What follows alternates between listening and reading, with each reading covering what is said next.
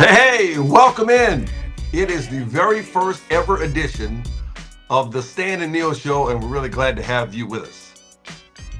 He's Stan, I'm Neil. We put a lot of thought into that title, so we want you to join us, and just so excited to be back with you, Stanley. Tell the viewers what they've won so far, Stanley. All right, so here's the deal. Those of you joining us live on Twitch, really appreciate it. Those of you watching on YouTube or Spotify, Apple Podcasts, wherever you get your podcasts, thank you for joining us as well. Those of you who are on Twitch, we appreciate you following. You'll get notifications whenever we go live, which will be Tuesdays and Fridays. We're going to try to shoot the show in the afternoon on Tuesdays and Fridays. So if you follow, you'll get notifications. And also, you can be a part of the show in our chat. There's a live chat if you're here with us on Twitch. There's a live chat where you can ask questions, you can comment, you can be a part of the show. Neil, in his garage, will be happy to have you subscribe and join us. Neil, I believe we have our first couple of subscribers, and we should recognize them. Yeah, I've got T Walker 500 on the top of my list, and who do you got? And Auntie Al was our first subscriber. Now, if you subscribe, there are three different tiers of subscriptions. But there's the rookie tier, all pro tier, and the Hall of Fame tier. You choose the tier that works best for you. There are different levels of engagement with each tier. We'll figure out what that means as we go along and bring you into the show. But you guys can follow along, and you can be a part of the show in the chat as we discuss different topics. If you have questions, if you have comments on the show, we'll recognize you in the chat. And again, according to your level of subscription, I believe that affects your level of engagement with the show. I believe the tier I'm headed for is designated for assignment after this first show is over. Also, No. Tier 1, 3 months in advance. And we also need to give a shout out because the smartest thing we did is we got Jeff, our producer's 25-year-old son, to run our Twitch because he knew what Twitch was, and all of us are learning about it. And I started developing one just thinking about doing this. But Stan, why are we doing this? I don't know about you, but everywhere I went, so many people watched us on SportsCenter, and we're both eternally grateful for the viewers who made our time at ESPN so successful. And since we both left, individually and together, we've been hearing from people, hey, you guys should do a show. You guys should do a show. You guys should do a show. You had such a unique chemistry. And so we said, hey, let's devote a couple hours a week to reconnecting with viewers, spending some time together and having fun talking about sports. And so that's what we're going to be doing here. The emphasis is on fun. And we're going to try to make it a fun, engaging experience for the viewers. And so, we're glad that you're here, and we're glad to be back together, just spending time.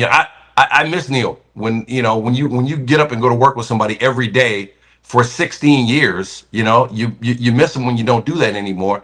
And we developed a genuine friendship over the years. It wasn't just coworkers; we were actual friends. And the show that you're going to see here is going to be more like the show that was going on in the newsroom while we were sitting together watching games than it is the show that you saw in the air. Because we're not going to do a lot of highlights, maybe no highlights, but it's going to be us just talking about sports and having fun, which is what we did, and what we brought to the air in limited doses in between the highlights. But now it's all that all the time, just us having fun. Why are you here, Neil? Well, it's not because we don't want to show highlights. We're just not allowed to show highlights for the most part. So just so that the viewers understand that, I was pretty comfortable in the backyard with a beverage in one hand and the pool in the other, and walking the dogs and dealing with the cat. But then Stan approached me on this, and a chance to work with Stan again and kind of put a different bow on our ending at ESPN, and it's going to be good fun, and we had a good time together, and so hopefully we'll continue to have one and entertain a few people out there along the way. Stan was right. I am in my garage. Stan is in his penthouse which is on brand for me and Stan. Just to give you an idea who's who here, Oscar and Felix. Oscar, Felix. But there was a wonderful relationship that we established that we're so grateful for, and the chance to try and do it again in a different form. Given that, what the heck, we don't have a whole lot to lose. Right, and a whole lot to gain. Thank you to those of you who are already here. Well, I'm monitoring the chat right now. Jay Smooth said this is going to be great no matter what. Beyond Creatives, it's good to see you both. Thank you guys for joining us and for tuning in. Help us spread the word. However many people we get today, you guys are our day ones. And I can't tell you how much we appreciate the day ones, the people who are here from the very beginning. We hope the audience is going to grow and expand, and you'll bring your friends, tell your friends. But we're thankful for those of you who are here today. Nats Fan 31, my favorite sports duo in TV history. We appreciate it. The only Big Tiny, we'd love to have some of the old ESPN guys come on and be spot guests. We're going to do that. Cool is the rule. Spanish There you go. Indeed, cool is the rule. I'll tell you what, if I had a nickel for every time somebody said cool is the rule, I probably wouldn't be needing to do this. All right, so look, let's get into it. This is a sports show, by the way. We're not just going to talk about us. We're going to talk about sports. And let's start with Monday Night Football. How about that comeback from the Minnesota Vikings last night? I mean, J.J. McCarthy looked like the rookie that he is, given that he was injured and never played a down last season. Through 3 quarters, 56 yards passing, and the Vikings were 0 for 8 on third downs. And you're going, wow, they maybe shouldn't have turned their nose up at Mr. Rogers the way they did. And then in the fourth quarter, McCarthy, he became Fran Tarkington. Google Fran Tarkington, you young folks out there. I mean, this thing looked like a pick six in the third quarter, and it was over. Chicago was going to win this. They were partying at Tiny's High Dive down on Pico Street in L.A. Ben Johnson, the boy wonder, was going to win his first game, but then J.J. McCarthy and Ohio, Chicago, Illinois, 50 states, Illinois native was just so impressive at the end. To Justin Jefferson, to Aaron Jones, and then he took it in himself, Stan, and before you knew it, Minnesota had made the comeback. He had 3 touchdowns he was responsible for in his NFL debut, and the last person to do that, I believe, in the fourth quarter was Steve Young, and so that's great company to be in. Steve Young back, I believe, was 1985. J.J. McCarthy, the only quarterback in the past 40 years, aside from Steve Young, to overcome a double-digit fourth quarter deficit and win in their professional debut. And look, I was on social media last night on X, just kind of live tweeting through the game, just a tweet here and there, and I thought, boy, the Vikings have whiffed here. They let Sam Darnold walk. He went to Seattle, won 14 games for him last year, but they had J.J. McCarthy, and see here. This is the thing about playing quarterback in the NFL. It's such an inexact science in terms of evaluating who's going to be good at it and who's not. And it's the most important position in the sport. And so there's a lot of resources that go into evaluating who could be good at it and who might not be good at it. But it's still such an inexact science. So you see J.J. McCarthy, they let Sam Darnold go. They let him walk. And so you say, okay, well, they must have seen something. Kevin O'Connell and Vikings front office, I mean, they're not dummies. They know what they're looking at. They must have seen something that made them say, okay, this guy's ready. And we can put him out there week 1 and he'll be ready to go. And so in the first half, it looked like, okay, they've made a colossal mistake here. He's not ready. But he transformed. So he said at halftime, Kevin O'Connell comes to us and says, hey, you're going to lead us to a victory in this game. And he said, okay. And he went out and did it. But it's one of those things where you see him, like I tweeted out in the middle of the game, there's been a strange momentum shift in this game. And so it was, it's just something's blocking my camera. This is the great part about a digital show where we could just kind of, okay, all right. We'll do it So yeah, live. so we're watching him improve in real time. And it was really interesting to see a guy mature right in front of our eyes during the same game. And so now it looks like the Vikings went from, well, maybe they shouldn't have done that, to, oh boy, they got their guy. Yeah. And so a lot of the morning shows this morning were talking about that, about how now it looks like, the future's bright. They got a 22-year-old kid who looks like he could be a real franchise quarterback. But it is just one game. And nobody overreacts like NFL fans and NFL pundits to one game. Next week he could be back on the scrap heap again. But for right now, he looks like he's the real deal. And with that defense, with the way Flores coaches that defense, they got something. Yeah, Minnesota hosts Atlanta next week. Chicago goes to Detroit. Michael Silver of the Athletic Stand said it Yeah. best as we move on from the Vikings. J.J. McCarthy provided the dessert wine to Josh Allen's sublime Sunday night chocolate souffle. So we had the comeback Monday night. That Sunday night, we had even a bigger comeback, a more shocking comeback, I think, in Buffalo, defeating Baltimore down 40-25 in the fourth quarter. Wins it 41-40. Your thoughts? Boy, again, I thought for sure that game was over. The Ravens had the ball. They're up 16, and I'm like, wow, the Ravens are really making a statement here. I picked them to win the Super Bowl. I think they have everything that you need to win the Super Bowl. So I'm thinking, man, they got this down. And week one, they clear a massive hurdle, winning on the road at Buffalo, making a statement. And I'm thinking that that is the kind of jump start you want to your season. And then all of a sudden, when Derrick Henry fumbled that ball, I knew they were in trouble because he had such a fantastic game up to that point.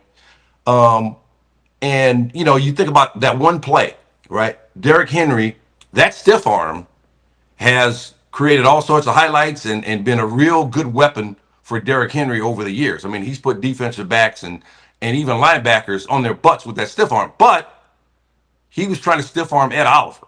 Okay. And Ed Oliver is a grown man on that Buffalo Bills defense. So first of all, I don't think that was going to work. Even if Ed Oliver hadn't poked the ball out, I don't think you're going to be able, even Derrick Henry is not going to be able to stiff arm Ed Oliver.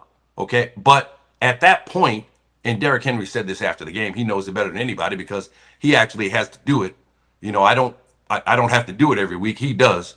He knows better than anybody that, hey man, I needed two hands on that ball, protect the ball. The most important thing at that point was not turning that ball over and letting them in, letting them back into the game. And so he made that mistake. And I think that was the critical moment of the game. But Josh Allen was simply phenomenal in that fourth quarter, especially. I think he threw for 250 yards in the fourth quarter alone, got up to almost 400 for the game. So I think he made an MVP statement in game one. But that game itself, I mean, that was a playoff game in week one. I mean, you can't ask for anything more than that. I mean, and it helped to make a solid first week for the NFL. I mean, to have that game on Sunday night with the national spotlight and no other games going, I mean, it was a real boom for the NFL. At least you were smart enough to stick with it when you thought it was over. I wasn't. My wife's got no desire to watch any sports, and I'm like, all right, this one's over. We can watch something else. And then it wasn't until the next day when I was reading something about the game, and then I looked at the headline, and I'm like, what? The Bills came back and won that game? What the Yeah. heck happened? I mean, and then you started thinking, of course they did, because this is what the Ravens do. The Ravens have got a history of a big game that there's somebody that they should beat, whether it's Cleveland recently, Miami. There was the Minshew game back that the Ravens just, and this one, though, Lamar was great. Henry was great until he fumbled. Even the Bills Mafia had given up on the club. They had left, and afterwards, Josh Allen said, "Hey, how about having a little faith next time?" As he went for the 3 touchdowns and the 250 plus in the fourth quarter, and that 9-play, 66-yard drive that led to the game-winning field goal was all Allen. navigate it. And so I guess the question, Stan, is you got one game to win. Who do you want, Allen or Jackson? At this point, it's got to be Josh Allen. Right? But it's always a fluid situation. Because look, Lamar Jackson played well enough to win the game. The Yeah. problem was the fumble, and then Josh Allen put in the cape on. And look, Keon Coleman, Opelousas, Louisiana, deserves a shout out too, because he made some big catches in that fourth quarter, including that tip ball that wound up a touchdown. And then there was a high ball on the sideline that he caught that kept the drive moving too. So Keon Coleman developing into a really solid target for Josh Allen, and that's going to help a whole lot, because when he came in, on Hard Knocks, they talked about how he was just kind of chunking the ball down the field. Then he became a thrower, but now he's a legitimate passer. And there was a biomechanics guy on Hard Knocks who was working with him and showed how he's opening up his hips like in a golf swing. And you know how I am about golf. If your golf swing's working, then everything else in your life is usually working too, because that golf swing is the most important thing. So we got to send a shout out. Bet the over under on when Stan would bring in golf. The 15 minutes is the winning time. If you pick the over 15 minutes, you don't know the man. You had to bet the under. All right, Neil, we got to shout out the J Tom C. He just gifted 10 subs here on Twitter. On Twitch. He just gifted 10 subs. So the J Tom C, we really appreciate you gifting the subs here on Twitch. And Neil, I think we have a special guest we need to bring in now. Ooh, pause for Ed. Learn that from Kenny Mayne. Listen, there he is. Oh my God. Just the best. I mean, if you're gonna have an initial show and you can get Chris Berman on it, oh my. Boys, don't even know what to say. This past Sunday, ESPN celebrated its 46th birthday. Chris Berman, the only remaining employee from the company's first year. Boom, it's great to see you. Listen, fellas, same as it ever was. I mean, I should probably quote other songs. And by the way, I thought you were Neil Everett. Why is it Neil Young behind you? Do you have a heart of gold? I mean, is that really what we're now? The over under on me quoting rock and roll was under 60 seconds. Okay, right. And of course we have Neil Young over here, and we got Stan Raspberry Verrett. Until I thought it was Verrett. It kind of screwed up the nickname back then, but just seeing you guys puts a smile on my face. I loved every minute of the sport. I didn't stay up for all of them, okay? But you guys did SportsCenter the way I remembered it, and it's great to see you two together. And it's just a perfect picture. Me in the middle is kind of blurring it. That's all. Chris, I got to tell you, when I first got to ESPN, I was a little intimidated by all the people who just like a week earlier I had been watching on TV, and now all of a sudden they're colleagues, and you were tops on that list. I was like, that's Chris Berman. I mean, Sunday NFL Countdown and NFL Primetime, especially NFL Primetime, was the best hour of television for my money the whole week, for all the years you and Tom did the show. I mean, I'm an NFL nut, grew up as a diehard Saints fan, and so watching that show was always fantastic. So my first week, I'm walking down the hall, and your good buddy Tom Riley, who was one of the producers on the show I was doing then on ESPN News, you and him had apparently had a conversation. And I'm walking down the hall, and I don't know if you remember this, and you said, hey man, my buddy Ryle says you can play. And if Ryle says you can play, I know you can play. Good luck, kid. And I was like, first of all, Chris Berman knows who I am. And secondly, Chris Berman said nice things about my work. And, that stuck with me. It gave me the confidence that I needed at that point in my career to feel like, okay, I belong here. I can make it here.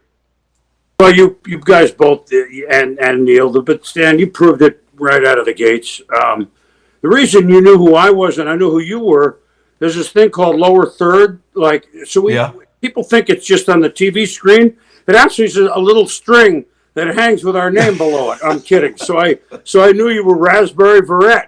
No, Riles. Oh my God. I mean, he was here when I was in '79. I mean, he was in my wedding, our wedding. I could go on and on. Godfather to his child.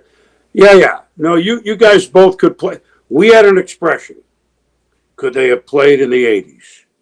And that and both you guys passed that with flying colors. And people miss you on our air. I mean, we miss you with us, but this is the beauty it's reunited and it feels so good. I mean, that's not. I mean, I can do better than that song, but No, Peaches and Herb, that's a classic. Come on, man.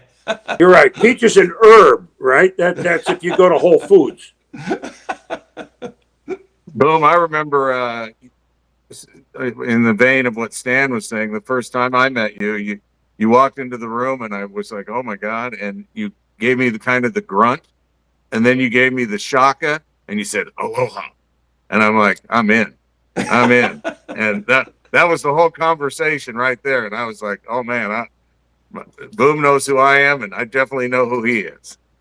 Well, there it is again. All right. So, yeah, you were a legend in Hawaii, and of course, I lived there part time, and it's nice to have a connection with someone. Look, I can't say I was in those shoes because there were only about 75 of us in the building in 1979, the one building that we had. So, but we've all gone to a place where we don't know if we're not that you weren't welcome, but did we belong? That's a different than you're not welcome. You guys are always. We like to think that everybody is always welcome until proven otherwise, and even so, you're a member of the team. But it wasn't that long ago that there are places that I might go like, hey, early 80s or mid 80s, here I am trying to interview someone in a locker room after, let's say it's New York. I'm not saying that in particular. And you kind of move in and ask a question, and all the veteran writers back in the day or TV like turn around like, who is this? And then if the player happened to recognize you because ESPN was in places that even maybe New York didn't get it right out of the gates, but that helped break the ice. They inadvertently did it for me. So I remember those times, and hey, once you guys got on the air, we all knew, look, we're talking about sports. This isn't brain surgery, right? Yep. Too many people think it's brain surgery. It's not. If you saw my brain, you would so maybe you need some, but that's what we're doing, and we're all trying to relate to the viewer or the listener or both. And you guys could do that, and that's what ESPN I think has been about for 46 years. I can't believe you. I mean, Neil, you said it, and Stan, that I'm the last of the Mohegans, if that's the right thing to say. That at least on staff from 79, if you asked me at 24, did you think A, ESPN would be this? Of course not. B, do you think you'd still be here at 40? Let's say 30, but I started at 24 years old. Would you be here at 40, let alone 70? I mean, come on. So I still pinch myself when I go in to do this version of NFL Primetime with Booger, which is Tommy 2.0. I still talk to Tommy every week. Friendship between Tom and I, you mentioned Primetime. It's the same as between Stan and Neil here.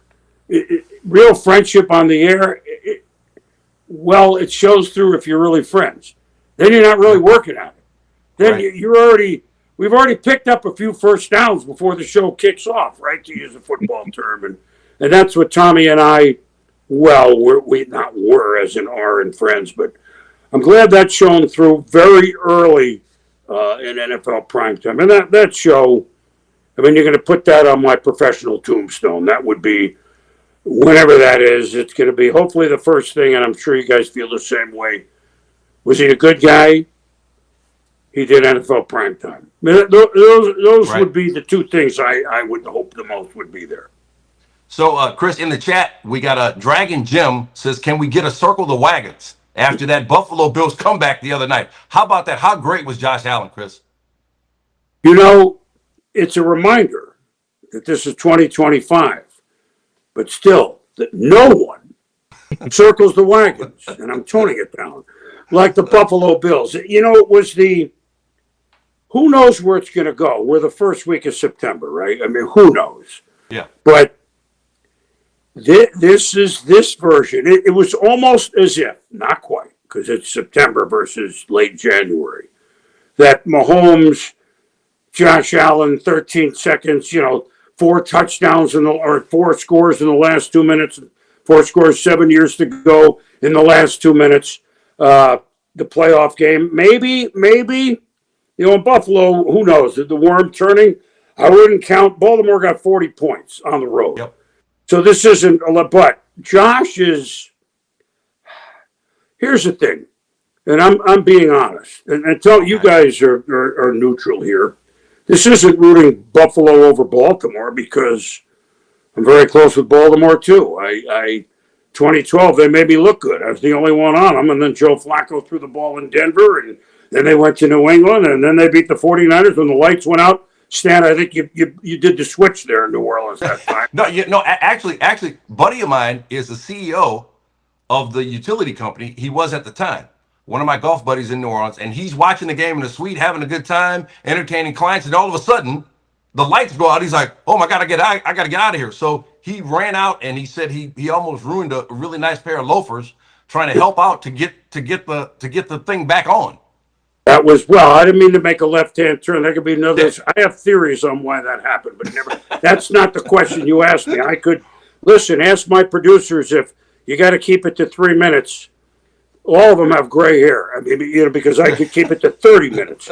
So, what the Bills this year, just to bring it to present, two things. Not all, their biggest games are all at home this year. The last year in the Ralph. The Baltimore at home. They get the Chiefs at home in October. They have the Eagles at home in December. They have Tampa at home. Doesn't mean you couldn't lose to people on the road. I get it. But they're aiming for that 1 seed, and that game, that 1 point difference, we'll see in January how that adds up. Baltimore will have a lot to say about it. The Chiefs will have a lot to say about it, and so will an unknown AFC team, a known team, but one that we haven't identified yet. But here's what I was going to say. Don't you guys think, if your team is playing the Bills, you're rooting for your team? I get it. Right. Aren't they kind of America's team? Like, who would not want to see them last year of stadium, which doesn't mean much out of Western New York to others, but it's Josh Allen. It's Buffalo. We know the history. And by the way, all those years I picked Buffalo and San Francisco, maybe it's Buffalo playing the Super Bowl in San Francisco. And maybe the Niners, I don't know. But they're kind of America's team. There's no diss on Dallas, but would anyone really root against them unless their team was involved? What do you think? I watched that the Buffalo Bills documentary. I believe it was a 30 for 30 series, but I watched it recently.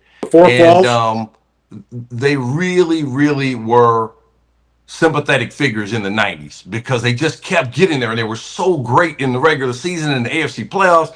They get there, and then they just fall flat 4 times in a row. And so now, you look back on it now, you're just like, wow, to get to 4 Super Bowls is an amazing achievement. We live in this championship or bust culture now where if you don't win it all, then you failed. You know what I mean? But they didn't really fail. And to see those guys, like I saw Thurman Thomas at the game the other night, and so to see those guys connect with this team thinking, hey, these guys can bring a measure of redemption for everything we went through, and to see those guys sort of mentoring these current Bills. I mean, it does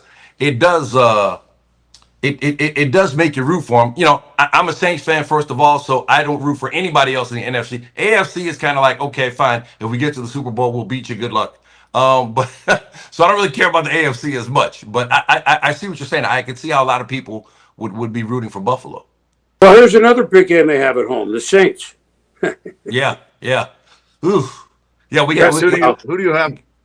Chris, who do you have Buffalo playing in the Super Bowl?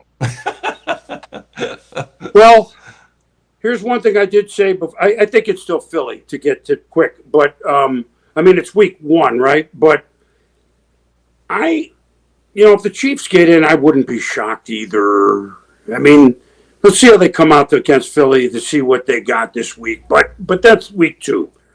So I think here's the thing, guys. The Bills.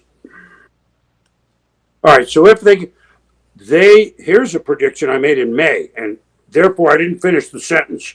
They will not play the Chiefs in the playoffs. Well, what do you mean by that? I don't know.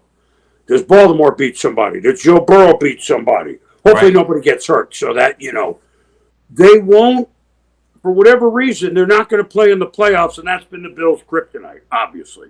So I think it's still Philly until proven otherwise. You can make it's hard to get back no matter who you are, but Yep. at the moment, I think Philly. Who do you guys think if it's NFC? I Not the think same. Washington's going to be really good. And give me a couple of years on the Saints. Kellen Moore's got to settle in and get things No, together. that's But fine. yeah, exactly. I think Washington's really good. Adding Debo Samuel, I think, really takes them up another notch. And then Green Bay. Yeah. Jordan Love looked fantastic, and Michael Parsons. He had the one sack toward the end of the game, really didn't affect the game as much. But I think the combination of Gary and Rashawn Gary and Michael Parsons, that's going to be a lot to deal with for anybody. And Green Bay sort of Buffalo of the NFC. Except they don't have they've won some championship games. Yeah, But yeah. but that's true. The Green Bay, they don't annoy anyone. They don't rule Detroit out. The Rams gave both Philly last year and Detroit the year before tough game. I still think it's Philly, and if it's Buffalo, Philly, that'll be an interesting scene out in the Bay Area. I don't think the Bay Area is seeing two fan bases at the same time quite like that, right? Be broken tables and all sorts of stuff going on out there if it's the Bills. And the what are those pants called?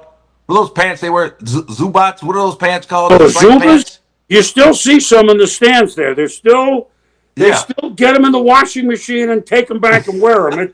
Zubas, those, oh my God. You mean kind of dress up pajamas, right? Yeah, you got to go on Amazon and find them somewhere, I guess. Oh, I don't know there, or West, you can find them in Buffalo. I see it.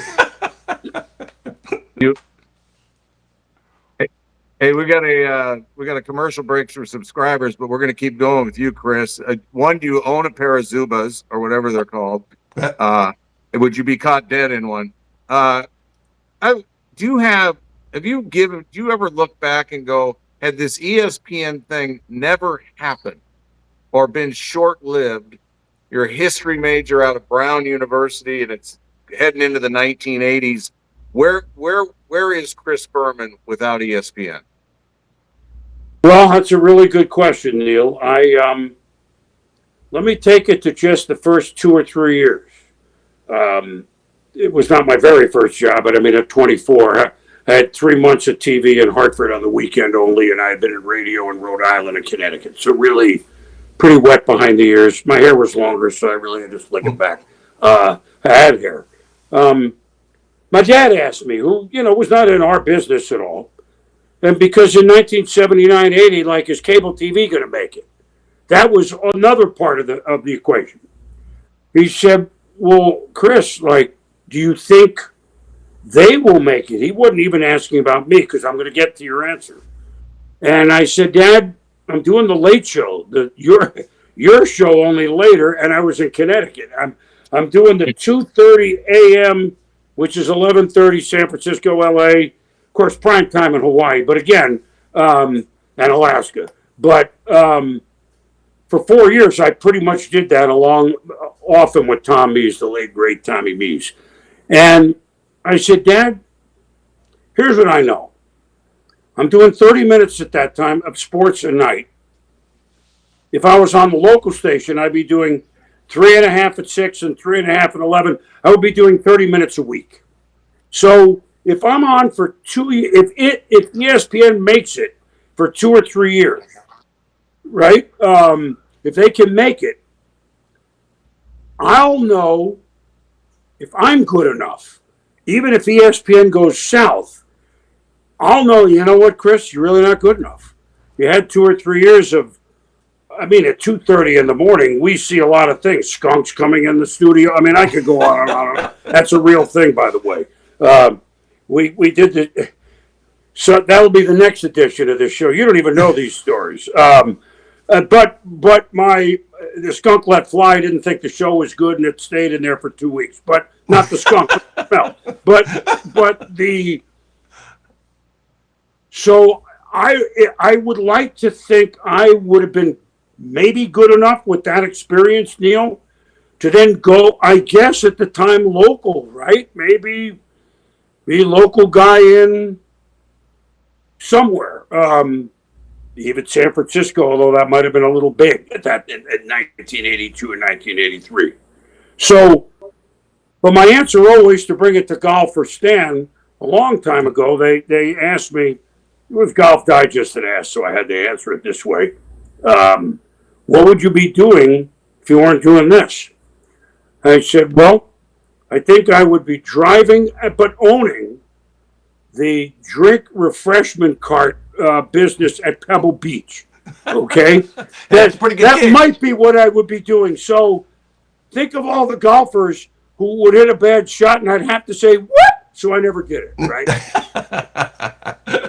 Chris, what keeps you going at this point? I mean, you could comfortably retire to your great house in Maui, because I've driven down the road and your house is a landmark now. Hey, that's Chris Berman's house over there.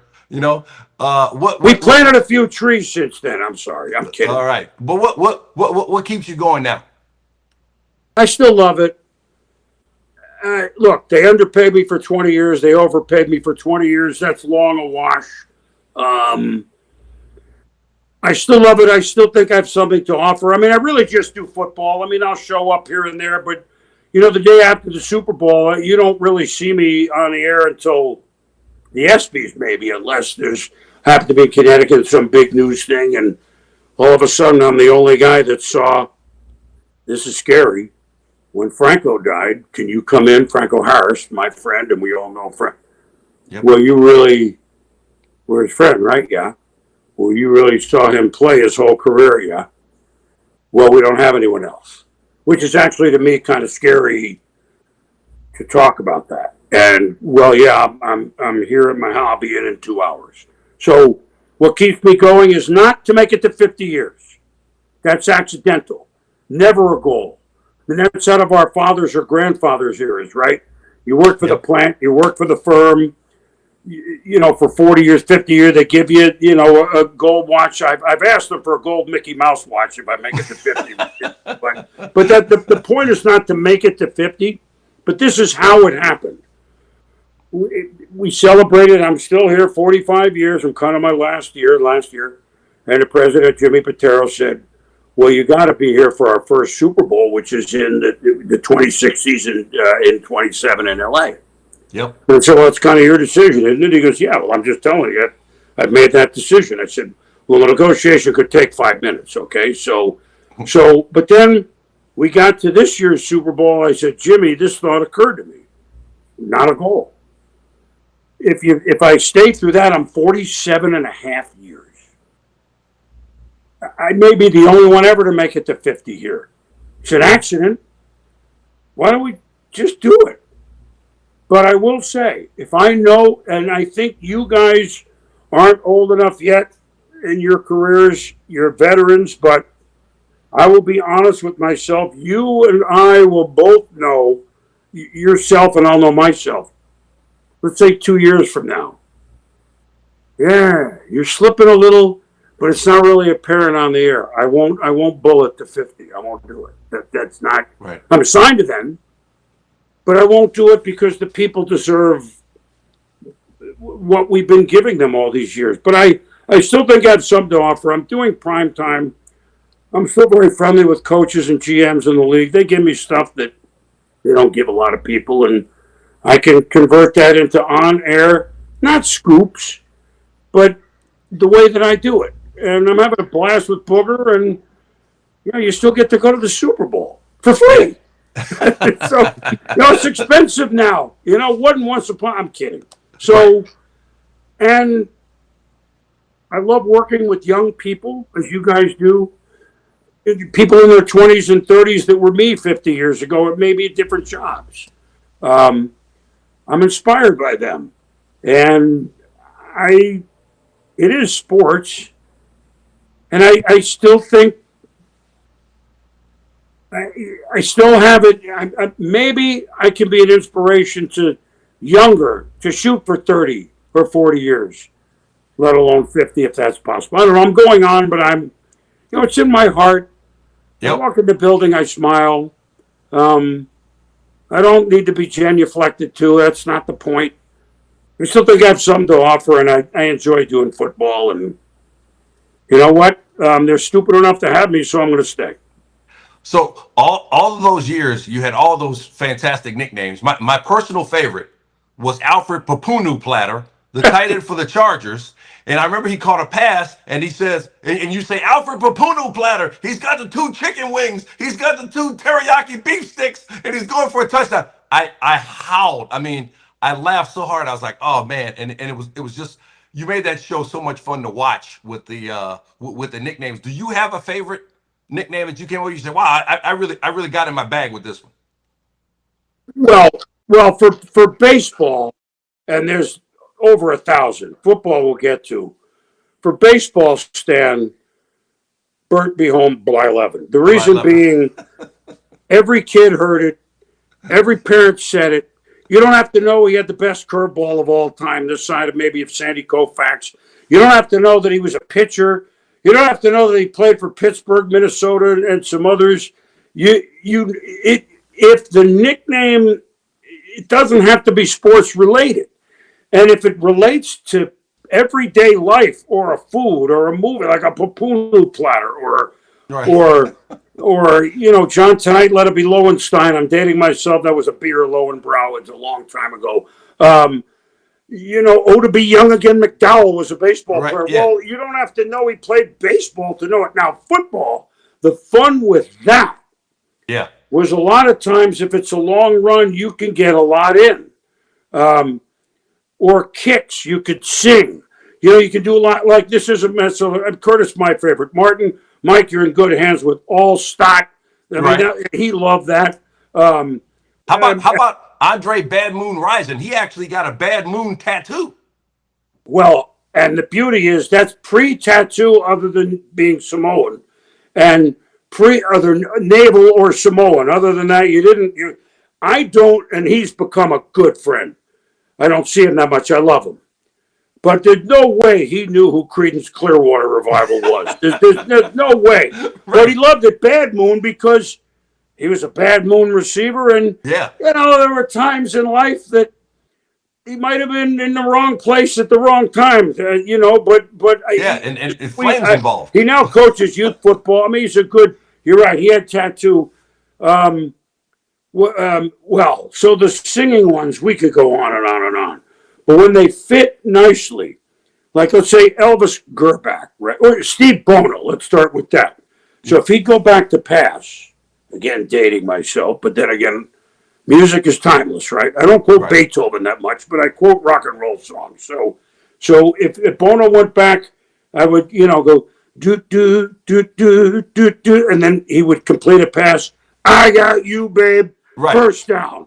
Or if Elvis Gerbach, when he was playing, trying to move around and then was caught in a trap, you could, I can walk out. And Mark Bolger, because Mark Bolger was the scarecrow. Yeah. He would look around. I mean, he was a good player with the Rams succeeding Warner. Yep. If I could only find a receiver, And so a lot of them, when you could sing, kickers had a lot of ones that we could sing. That made it fun. There are tons. People could send in their favorite ones. I mean, here, I'm not coming up with on demand. Eric Sleeping with Bieniemy was a good one. He told me a long time ago, I think it's great. My wife hates it. I said, that's fair, Brian M is in our chat. Brian M513. He said Eric Sleeping with Bieniemy was his favorite. Way so up. If you guys, if you have favorites in the chat right now, you can let us know. When you got nicknamed Boomer, did you realize it was going to stick when Chuck Pagano named you Boom? It's the first year, I think, Neil. Chuck was it was another 79er, if you will. And he goes, boy, he was, among our key tech people, and he ran everything. A late show, 11 o'clock show. He goes, boy, you really boom out the highlights, don't you? I said, I guess I do. And he goes, well, we're going to call you Boomer. And so, okay. I mean, it's 2:30 in the morning. You can call me worse than that. Nobody except the Bay Area, the late call at the bar, at Shanghai Kelly's or something. You can call me anything you want. And it just stuck because it's a sport alliterative name, Part of the things about, and that's a good question. No, I never thought 45 years. I mean, I don't know that I wasn't named at 2 years old like Boomer Esiason, a nickname, or David Wells was the Boomer. I mean, but I mean, it stuck. I love that I have a nickname. I mean, that's the best one ever sent in by a fan for me. I think late 80s. I was doing a talk show I don't know why I remember Kentucky somewhere. I don't know if it was Louisville or Lexington or whatever.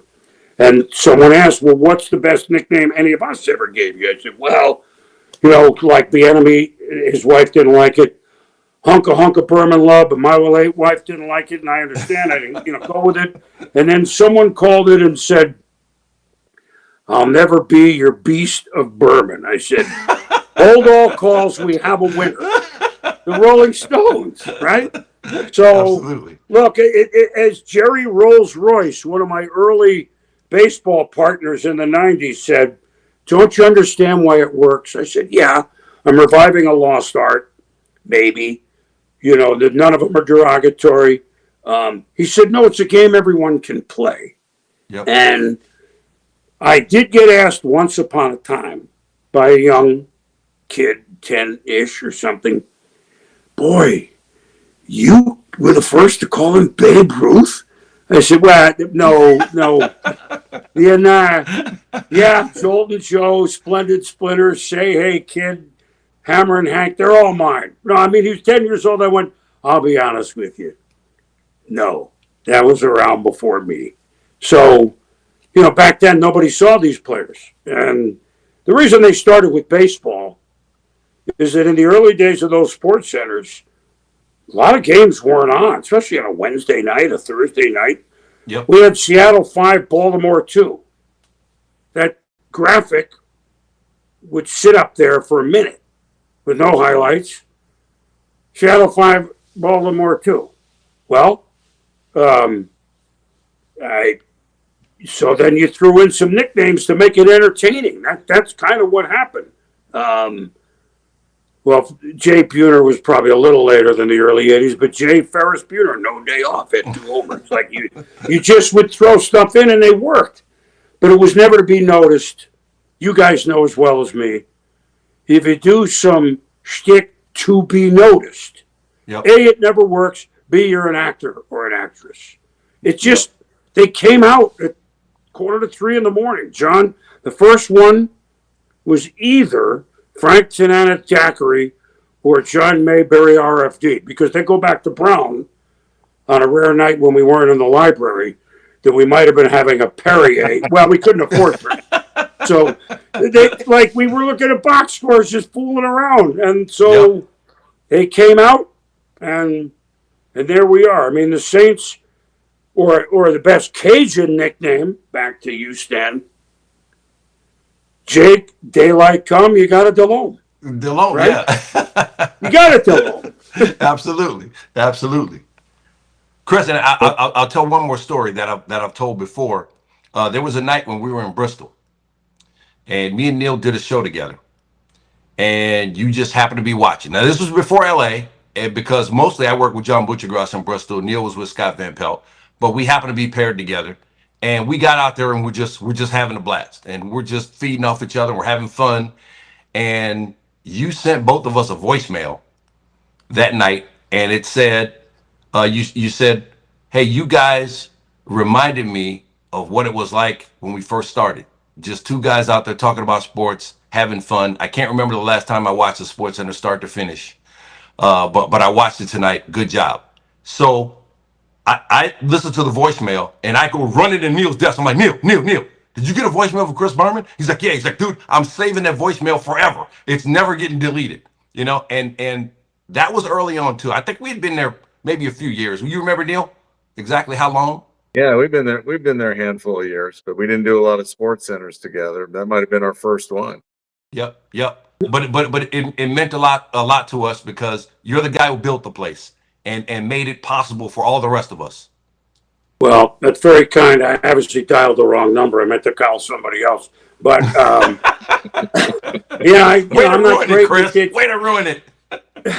I'm playing with you. Well, I mean, it's not that others don't do it great. I mean, the show in the world is different now anyway. Yeah. So it wasn't so much a knock on SportsCenter walking from start to finish because you guys might have been late. I might have been out a little late. I doubt it, but home and up and doing whatever. Because everybody is just as talented now and just as dedicated. Yep. But Yep. it was just different. The world was different. Things weren't on phones. It was, and you reminded me some of, as I told you, of when Rich and Stu used to do it. Rich Eisen and Stuart Scott. I mean, yeah, okay, well, okay. There's nothing. It just was young, fresh, and friendly. Yeah. And the fact that you guys then clicked and did the show out in L.A. for all that time, it was very natural. SportsCenter is, people want to kind of sit down and hang out with you. You're in people's living rooms or dens or yeah, you're in bars, but they can't hear you.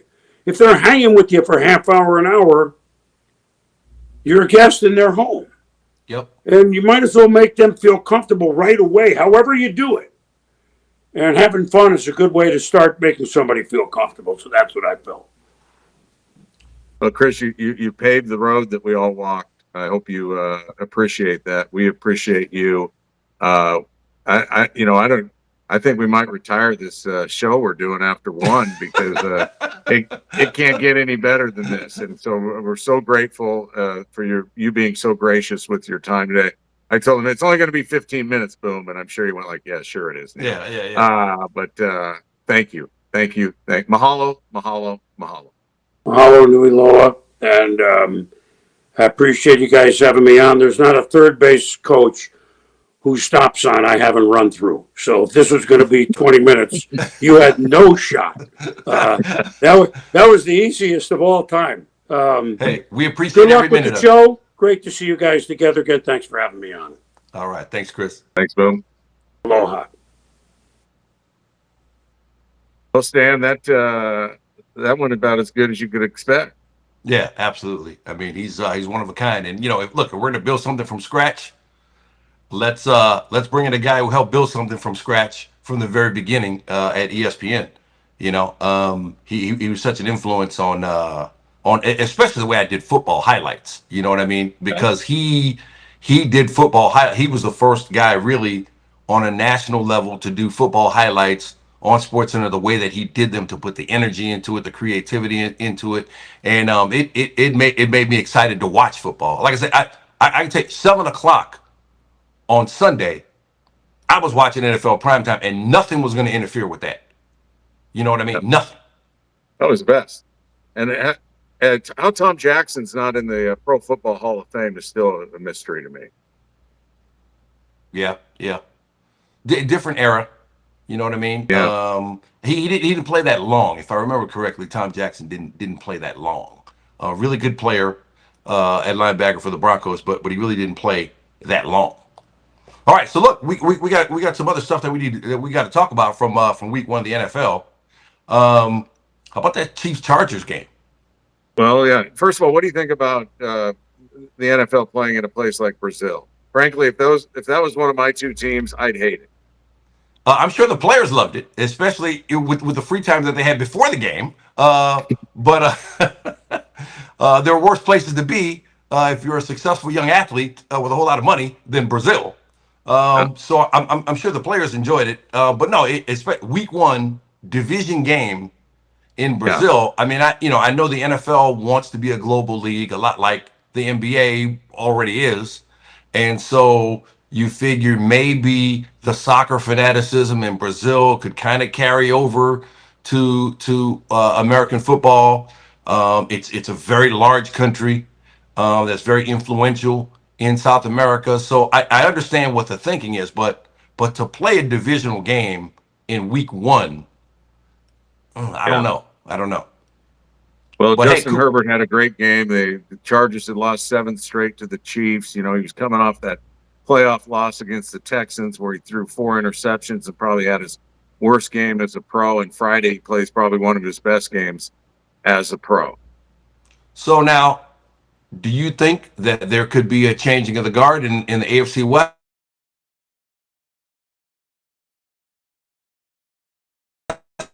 I mean, the Chargers look good. You know, I'm very high on those. Well, I think it's much too early to dethrone the Chiefs, I think. But the Chargers look good in that one. And the thing that really jumped out on reading about this game, Stan, is that Justin Herbert is dating a pop star named Madison Beer, like bartender. Yeah. Give me a beer. And I just think that's the great, that has got to be a match made right there. A great Oregon quarterback and a young gal named Beer. I mean, it goes together. Yeah. He was talking about that. Like, you know, people talk about whether or not he wanted to be more of a star than a football star, you know, living in LA and dating a famous woman. And, you know, there was a lot of questions about what, you know, is Justin Herbert a star or a football star? But I think he answered a lot of those questions. Cause you know, he had the commercials and he's had a lot of can't miss sort of prognostication around him, but he's caught up in that AFC quarterback logjam. I mean, you got Mahomes, and you got Josh Allen, and you got Lamar Jackson, and then you got Trevor Lawrence, who was the number one overall pick. You know, so there's so many great quarterbacks in the AFC. Herbert, for all his physical talent and the resume that he's put together so far, he's kind of gotten lost in the wash a little bit. And people keep waiting. Okay, when's that next step? When are you going to, you know, put up MVP type seasons or deep playoff runs, that sort of thing? And I mean, he looked really good in that game against the Chiefs. But I got to tell you, I'm a huge Patrick Mahomes fan. I think he's sort of changed the game in terms of the way that position is played. But the Chiefs, you know, he's had some bad luck with his receivers. I mean, some really bad luck with his receivers. For Xavier Worthy to get banged up early in that game with Rasheed Rice already out, you know, they proved a couple of years ago that they could win playing sort of dink and dunk football after Tyreek Hill left. And so now it's like, okay, well, they're gonna need Kelsey to play really, really well. Now they're gonna need the other receivers to step it up. They're gonna need Pacheco to run the ball effectively. I mean, it's gonna be another challenge for Mahomes now until he gets, you know, his receivers back. Because you know, if you keep going to the well looking for that Mahomes magic to bail you out, you know, at some point, you know, he's human. As much as he looks superhuman, you know, it could catch up to him. So I think the AFC West is going to be really interesting now because of the developments that we've seen so far. Anybody who knows anything about Justin Herbert, and I know a little bit, know that he is a simple man from Eugene, Oregon, and so he did not come down here looking for the bright lights, big city. I think they found him, which is only natural when you're an NFL quarterback. You know, Stan, we were gonna talk about the Eagles a little bit, but that was Thursday, and boom went long. Do you want to move on to college, or do you want to talk about the Eagles Cowboys? Talk about it briefly. Don't spit on people. Yeah. Phlegm, Eagles, phlegm. That's the first thing. We'll get to more on that in just a minute. Yeah, but let's move on to college. How about the flip out in week one at Alabama? I mean, we haven't done a show. This is our first show, so we didn't get to tackle Alabama in week one. They bounced back with a big win over Louisiana Monroe. But boy, I mean, they were ready to run Kalen DeBoer out of town after that loss to Florida State, and now we're finding out Florida State is really, really good. Yeah. So, well, I mean, he's got a buyout in excess of $60 million apparently, but they were passing around the plate trying to get the $60 million raised, apparently, to try to run him out of town. There was one woman I saw on social media. She said if she hit the Powerball, the first $60 million was going to go to buying Kalen DeBoer out, and then she was going to buy out the athletic director, too. So I think they kind of calmed down a little bit in Alabama this week. But what do you make of this situation? Well, listen, they football is a different animal in different parts of the country, and Alabama, they tasted the success that Coach Saban brought them, and when you drink from the well that Saban provided, anything else is we've been talking about spit, is we're spitting out, and for Caleb DeBoer to face plant in game one, it doesn't matter who they were playing, and they were playing a good football team, a team that really wanted to bounce back. It didn't surprise me at all, and I'm sure our friend Paul Feinbaum had a great week on the radio with the callers from Alabama, and Alabama will be fine. I had Alabama, and you might find this hard to believe, I had Alabama and Oregon in the title game. Or did you? Hey, look, you know what? Look, it's not over. It's one game, and with the college football playoff the way it is now, one game doesn't finish you off, but they have to play their SEC schedule, and there were a lot of questions about effort, a lot of questions about motivation in that first game, that they didn't come out as hungry as Florida State did, and it was sort of reflected in the result of the game. I don't think anybody could say that in week two, but now as they get into their SEC schedule, not a lot of margin for error for Alabama. But I think like any coach, Kalen DeBoer's got to get in and get his guys and get his systems going. And I was just shocked that there was such a volatile reaction after just 1 week. You know what I mean? Against a good team on the road. I was like, whoa, everybody pump the brakes. I think this guy's going to be okay. All right, how about Arch Manning? Arch Manning under a lot of scrutiny after week one before a week two bounce back as well. What'd you see from Arch? Well, I didn't see a whole lot from Arch because the Ohio State defense seemed to clamp down on him or confuse him, or he's not, all that's been cut out. Somebody even, I can't remember who I was reading, but it was somebody I respect, said there's no way Arch Manning should be mentioned in the Heisman talk going into this season. He does no body of work aside from being a Manning. So there's, I just can't imagine the pressure that kid's under. Now, he's got $7 million in NIL. That'll relieve some of that pressure, but still, an athlete wants to succeed, whether they're making $1 or a dime. And success is what's most valuable. That's the most valuable currency that Arch Manning wants to deal with. So, Sarkisian is a good coach, and Texas, I'm sure, listen, everybody bounced back in week two when they're playing, teams not named Texas and Ohio State, and Florida State and Alabama and all that. So I think Arch Manning is a work in progress, and we're certainly going to get to watch that progress because he's going to be highlighted whenever possible. Yeah, I agree. Like, one of the buzzwords right now, or the buzz phrase, is generational talent. I think he got stamped with generational talent before we had seen, like you said, the body of work that really proved that really underscored that. And so, look, does it look like he has all the gifts that it takes to be as productive as his uncles were in particularly in college football? Yeah, I think he really does. And he's got the added dimension of being a better runner than either Peyton or Eli was. And so he adds another dimension. But I just think, carrying that name put a lot of expectations on him, expectations that people expected right out of the gate on the road at Ohio State. And that's a whole lot to ask of any quarterback, even with a pedigree and the last name Manning. So I think as he settles in, we can see that potential start to turn into productivity. But I tell you what, there's a lot of questions about a possible shoulder injury. And I'll be honest, I saw him a couple of times during that Ohio State game kind of doing this. And I said, well, what's going on there? Is that shoulder okay? And, Steve Sarkisian has kind of poo-pooed the whole idea that, he's okay and that whole thing, when some other people raised the questions. about his shoulder. So I think it is something to watch. Maybe it's nothing, but maybe it's something. But I think it's definitely something to watch because I noticed it too. And when I saw the question, I said, okay, I wasn't tripping. He might have a little something going on with that shoulder. All right, how about your Ducks?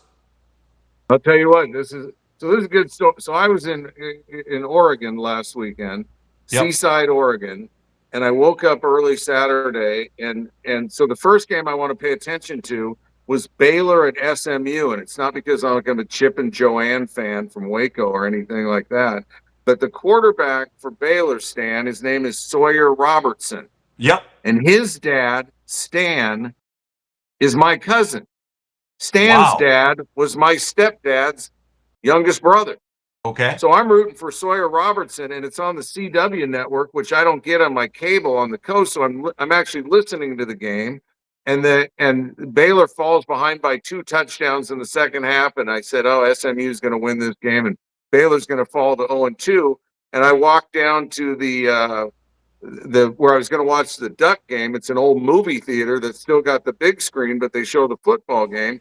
And I Yep. walk in, and all of a sudden I look up, and Baylor and SMU are in double overtime. And Sawyer Robertson has led them back to victory, and they win it. And he's the first Big 12 quarterback to throw for 400 yards or more in his first 2 games of the season since the aforementioned Patrick Mahomes at Wow. Yeah. Texas Tech back in 2016. So I go from rooting for my cousin's kid to sitting down with my cousin Eric. Happy 60th birthday to Eric. And Eric's the one, Stan, who advised me that Bruce Bochy does have the biggest head in baseball at 8+. And so sat with Eric Something and you mentioned watched the on every Ducks, and they may highlight have when he was just managing. say that again. Something you mentioned on every single highlight when he was managing. When there was a cutaway, Neil would be like, "Stan, Bruce Bochy has the biggest head ever in baseball," and I'm like, "Oh, okay." I have very few facts in this big head of mine, so I spill them out. But anyhow, so I was with Eric, and we watched the Ducks, and the Ducks handled Mike Gundy and Oklahoma State. They looked good in their first 2 games. I mean, they got Northwestern this week at Northwestern. Then they've got Oregon State at home. Then they go to Penn State, and that's going to be really the marker on for Oregon and for Penn State, who's got the better club then. But so I'm sitting with Eric, and he Yep. starts telling me a story about his buddy from his high school days, Doug Nussmeier, who's the Saints offensive coordinator, your favorite team, and whose son quarterbacks your favorite college team, LSU. Yeah. Yeah. Look, Garrett Nussmeier, he was great. Week 1, I mean, that was a huge win on the road at Clemson. He was good, managed the game, didn't make a lot of mistakes. Got the Tigers where they needed to be offensively, but that LSU defense has been fantastic. Offense sort of sputtered in week 2. They only put 23 points on the board, but I got to tell you, that LSU defense is going to be something to watch this season because they're playing smart. They're playing hard. They don't make a lot of mistakes. They tackle well. The secondary is back to DBU the way LSU has been in the past, and so Tigers have something special. I mean, they got a big test coming up against Florida. Florida's going to be they're going to be a little upset after that loss to USF, which brings us to. I mean, we're kind of over time now. We said we were going to do an hour, and we're a little over time now, but we have to get to people behaving badly, which brings us to Florida. So we saw Jalen Carter with the spitting incident before there was even a play in that Eagles-Cowboys game. Okay, now, also today, the NFL said that counts as a 1-game suspension for him because he didn't get to play a play in the game. So they're counting that as a 1-game suspension. So there won't be any further discipline from the NFL, just from a news perspective. And also, Nick Sirianni said there will be some team discipline, but we're not going to know about it. So it looks like Jalen Carter will be good to go in week 2. But then we see in the South Florida game, another player do the same thing. Brendan Bett, a defensive tackle from Florida, spits on a player from USF. Now, Jalen Carter goes out of the game, but the Eagles still managed to win. Okay, so they escaped without a lot of harm. I mean, Dallas was able to run the ball probably a little bit more effectively than they would have been with Carter in there. But the Eagles escape. Okay, you move on. Okay, but Brendan Bett, this guy from Florida, he spits on the South Florida player as they're on the game-winning drive, gets a penalty. South Florida goes down, kicks a field goal, wins the game. Yeah. What do you? I mean, the Jalen Carter story was national news. The kid had to know about it. Right. I mean, anybody. First of all, anybody who's thinking about spitting on somebody should check themselves right then when they read about. Look how disturbing that is that Jalen Carter did that. Don't. It's just. I don't. It's beyond comprehension that you do something that you would disregard another person to that extent. It's sickening. My thing is you're playing a football game. Okay. So let's say somebody did whatever this other person did to tick you off enough that you would want to spit on them. You're in a football game. You can hit them legally as hard as you want to hit them. So your spit is not going to do it. If you're really mad at them, I'd say hit them on the next play legally within the rules on the street, and you don't have any means of recourse to express your displeasure with that person. You can hit them legally in a football game. So why spit and get a penalty? Hit them behind the line. You know what I mean? Make a play for your team. Okay, and then also under people behaving badly in that Bills game in Buffalo, DeAndre Hopkins catches a touchdown pass. He's running by in the stands, and a guy in the stands hits him, and then hits Lamar Jackson, and Lamar Jackson's like, okay, I've had enough of this. Just from that one hit, there it is, right there. You can see it on your screen. Lamar Jackson hits back. Now, Lamar Jackson has already apologized. He said, look, there's security out there and security can take care of that. I kind of lost my emotions and just kind of got into it with that fan. And the fan has been banned indefinitely from all NFL games. There was also an incident in that game where a fan threw a bottle out onto the field as Derrick Henry's running for a touchdown. So, not the kind of thing you want to see in week one, not just players behaving badly, but fans behaving badly as well, throwing things on the field and putting your hands on a player. I mean, what do you think is the answer to this? Is it, hey, players, stay away from the stands? Well, when the fans are allowed to be that close to the action, it's surprising probably that you don't have more incidents like this, especially where alcohol is being served and people prone to make dumb decisions become even dumber. Yeah. I don't know. You don't want to. Do you clear the first two rows of a section out, but then you got to hire security. The people are going to matriculate down to the front row given the chance. It's everybody wants to rush the stage at a concert. It's the same at a sporting event. Maybe that hey, I'm never going to be able to go to another game if I do this will be something that'll keep people from doing that. But I don't know that there's an answer. It's just a massive humanity and a celebratory sport or a retaliatory sport. If you think about like over the years, the Lambeau Leap and how that's now spread into other stadiums and other teams doing it, it's actually surprising to me when I thought about it that we haven't seen more incidents like this in the past, and that's a good thing. And I hope we don't see more of them in the future because it just puts it puts a bad spotlight on what was a fantastic game.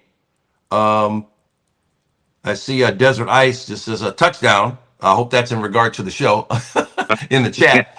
But yeah, I hope we don't see anything like that. No more spitting, and no more putting your hands on fans. No more fans putting your hands on players because they're there to entertain, and your ticket allows you the chance to scream and yell and boo and cheer, but don't put your hands on people. Yep. And with that, I think it's time to roll. So I want to say that, this has been great. And after the Oregon game, I went to the seaside, to the beach, and they had Dotson, the dog, the wiener dog.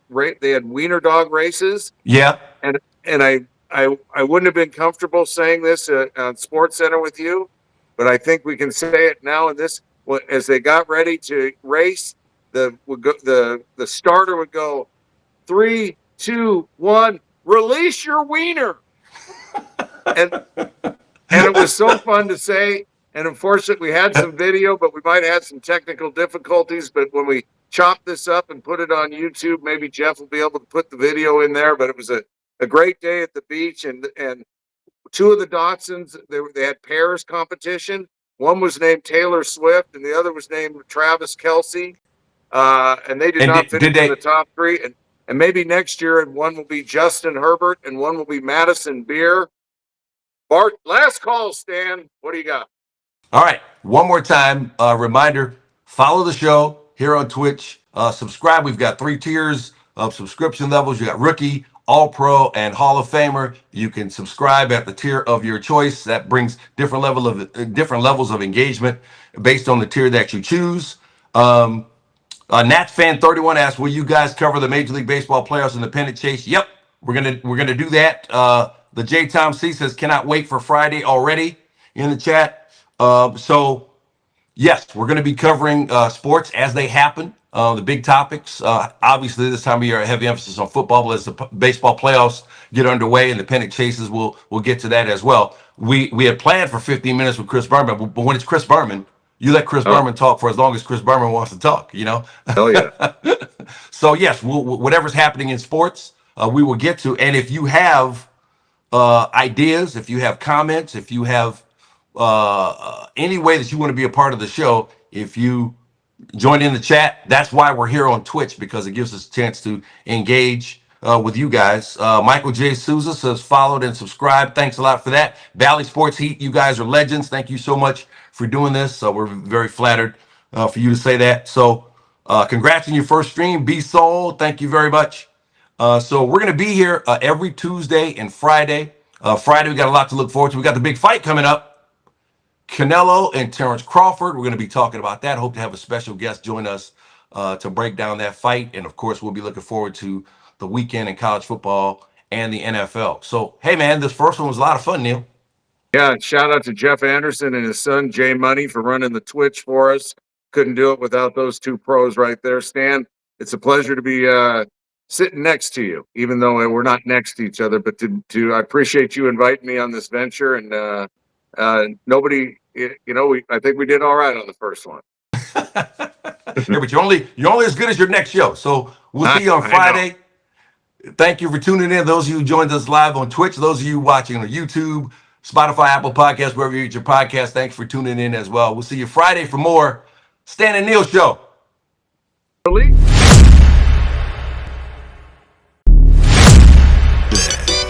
Do you know what time it is? Let's go! The Stan and Neil Show, the Stan and Neil Show, the Stan and Neil Show, the Stan and Neil Show, the Stan and Neil Show, the Stan and Neil Show, the Stan and Neil Show, the Stan. Oh, Stan, he's the man. And who's Stan's biggest fan? Well, it's Stan. And Neil, oh Neil, he keeps it real. And that's why Neil's the deal.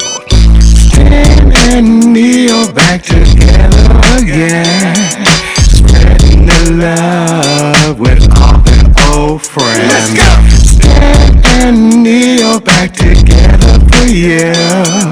Keeping it cool, 'cause cold are raw. The Stan and Neil Show, the Stan and Neil Show, the Stan and Neil Show, the Stan and Neil Show, the Stan and Neil Show, the Stan and Neil